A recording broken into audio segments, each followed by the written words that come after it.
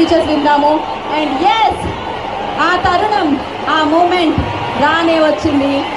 అత్యంత ఎత్తైన, డెఫినెట్గా ఇందాకే చెప్పాను, మన మనసులో అత్యంత ఎత్తైన స్థానంలో ఉంటారు, మనం ఆ రేంజ్లో అభిమానిస్తూ ఉంటాము.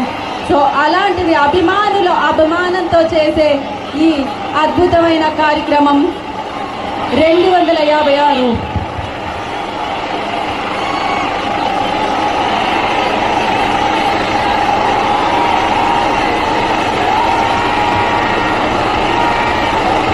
సో ఆ పూల వర్షాన్ని మనం చూడబోతున్నాం.